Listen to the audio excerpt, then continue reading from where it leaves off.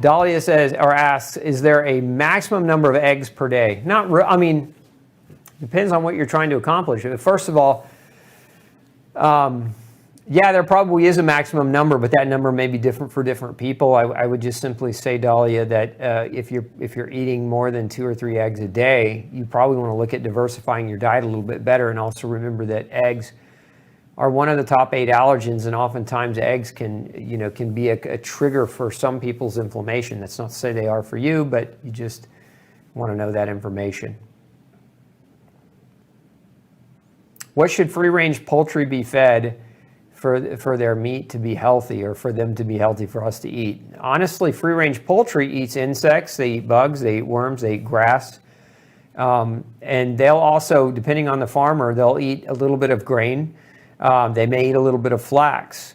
So it just depends on who's growing or who's raising those hens. But if you're talking about a commercial farm, most commercial farms, even with free-range chickens, especially if they're in the northern climates, are going to have to supplement the diet of those birds in the winter months where the grass is not green enough for them to feed as aggressively.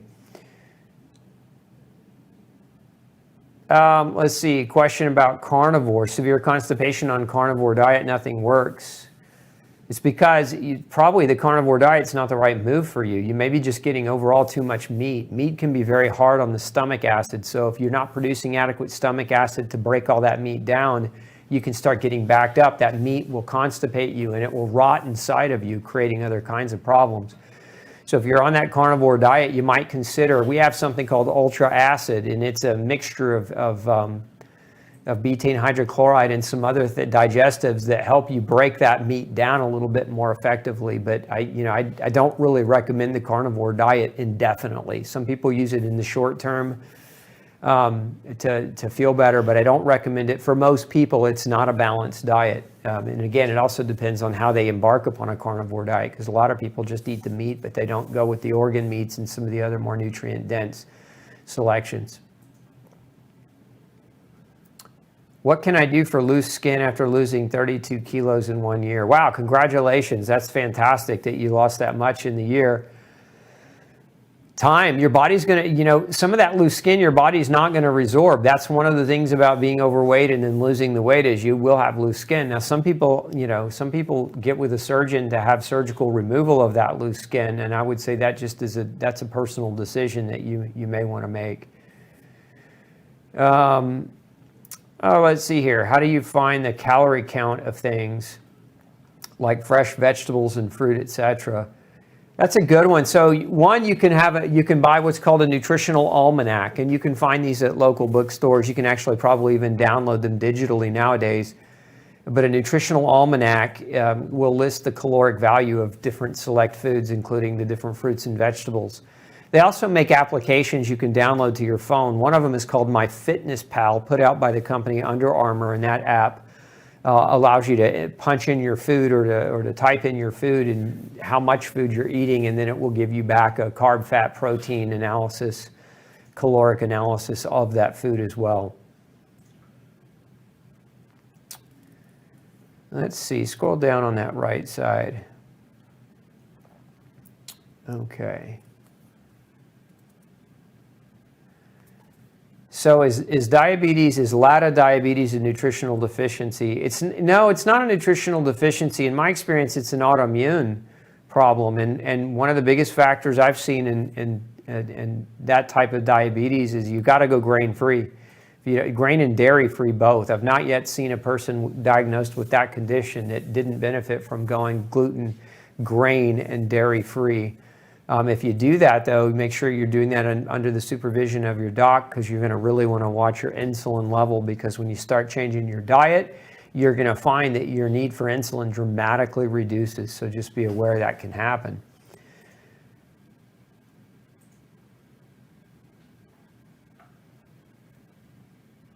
Let's see here. Is tiger nut and cassava flour safe if you're gluten sensitive? Yes, tiger nut flour. Tiger nut is a tuber, and cassava is a root vegetable, so both of those are okay.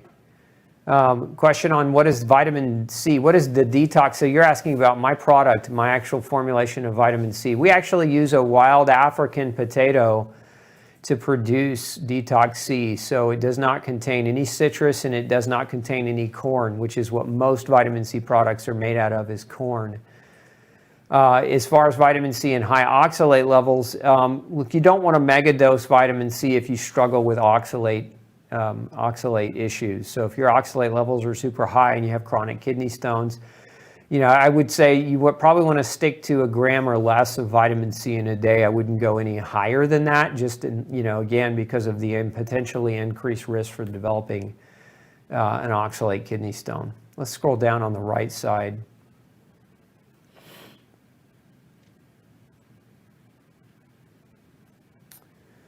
I like that. Somebody says, no one in years has told me to check the food I'm eating. This is gold. Thank you so much. You're welcome. Thanks for joining me. Lily wants to know, can insulin issues cause constant sweating? Not typically. More than constant sweating is, diaphoresis is one of those situations where you have, basically you're in a chronic fight or flight. I would imagine if somebody told me they were a chronic sweater, they're probably a type A personality. They probably have a lot of anxiety and a lot of just generalized stress in life. I would say if you're a chronic sweater, you want to focus on those things. Focus on meditating, potentially prayer. You want to look at how you're eating your food. If you're eating your food when you're on the run or on the go, that keeps your body in fight or flight. If you're under a lot of stress, that keeps your body in fight or flight. And that's going to activate your sweat glands to pump out more.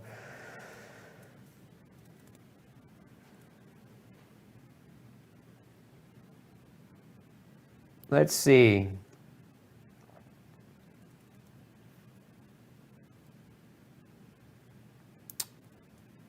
Scroll down a little bit more on that right side. Jane wants to know, won't your weight normalize itself if you eat properly, grain-free, dairy-free, organic, etc.? That's a good question. And yeah, for many people it does. But for many people that continue to struggle, these other strategies that I talked about tonight are oftentimes necessary to start. Remember, that's something else I should probably mention. Just because a person is normal weight doesn't mean they're healthy, right? There's actually something called skinny fat, where you can be thin, not overweight, but you're under-muscled. And that's what we call skinny fat. Skinny fat is when you're under-muscled, but you're not overweight, you're still at just as great a risk of developing heart disease and diabetes and other metabolic disease. So it's not always just about the weight, even in and of itself, as we relate it to the scale. To me, a far more accurate way to assess, whether you're a healthy weight is not to necessarily weigh yourself on the scale and look at what's called your BMI, your body mass index, which is basically it's a ratio between your height, your age, and your weight. But it's to check your body fat composition, to actually measure your body fat percentage. And so they make scales now that are commercially available that people can buy that will help you measure your body fat composition relatively accurately. The brand I like most with body fat scales is called Tanita, T-A-N-I-T-A. They have good technology and they make a good body fat and analyzing scale. It will tell you what your percentage of lean mass to fat is. And so ladies, you want to keep your body fat percentage somewhere between 17 and 12%. Like that's a really good range for women. For guys, it's a little bit different. Probably you want to keep yours somewhere under 15%. And for guys, depending on your body style, you can go as low as, in some cases, healthily, 5%. So it just depends on your body style. But that gives you a range as to kind of what to look for. Let's see. Cacao, yerba mate, and guarana seed can help with fat usage. I don't recommend those. Those are all hyper-caffeinated herbals, and too much caffeine stimulates cortisol and causes B vitamin loss. So if you're using those to help with weight loss, what it really does is it drives the sympathetic nervous system. It just amps you up. It may help you with your exercise and your energy in the short term, but in the long term, it can cause B vitamin deficiencies and put you in a sympathetic dominant state. And so it's not sustainable. Again, we want sustainability within our program, so that excessive caffeine is not something I encourage. Try to keep your caffeine intake below 100 milligrams a day. That's about the size of a cup of coffee or a couple of cups of green tea. But if you start getting over that, you get in trouble.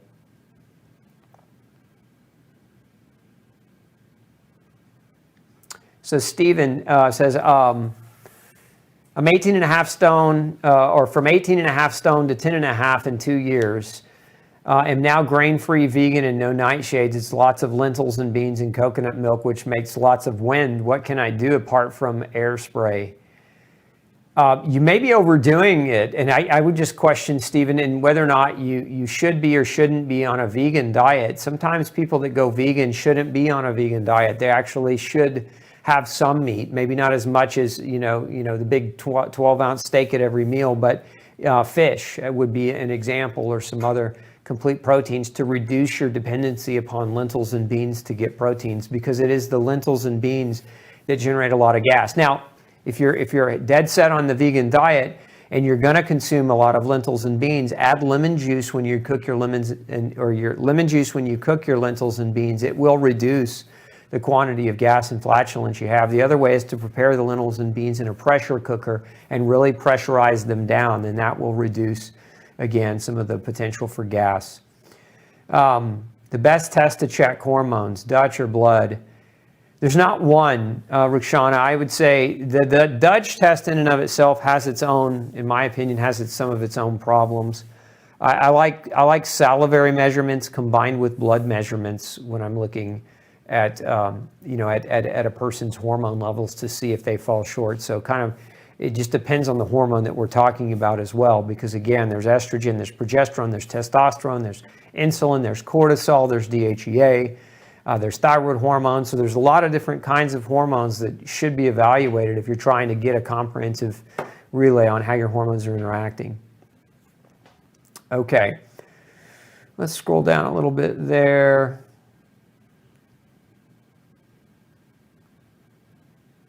Is it true that when you consume foods that are allergens that it will cause an increase in insulin?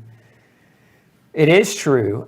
When you eat foods that are allergens, what that does is it drives up inflammation. When you drive up inflammation, you drive up cortisol production. What cortisol does, cortisol increases blood sugar. And remember, so again, cortisol increases blood sugar. What it does is it tells the liver to dump its stored sugar. Your liver stores about 325 grams of sugar. And so that cortisol tells your liver to dump its sugar into the blood, and then that leads to increased insulin. And then that increased insulin leads to weight loss resistance, potentially insulin resistance, and diabetes, and all the things that comes with metabolic syndrome. So yes, anytime you eat a food that can create inflammation, you're going to potentially drive up cortisol and then subsequently dump excessive sugar into your bloodstream, which is going to impact your insulin level. Okay, let's scroll. There we go. I like that. No need for puffers anymore since going grain-free. No more upper respiratory infections. Thanks for sharing, Marie. Considering lockdown, would you have a simple general exercise routine you could recommend? Helena, Tabata, body weight, push-ups, pull-ups, squats, lunges, plank holds, jumping jacks, jump ropes, burpees, basic stuff. You don't have to get super aggressive with any of it. You just have to be super consistent. Remember, the key to exercise is consistency over time. Don't blow yourself out on the first day, and certainly if you haven't exercised in years, don't remember what you could do and try to replicate that today. Start slowly and work your way in.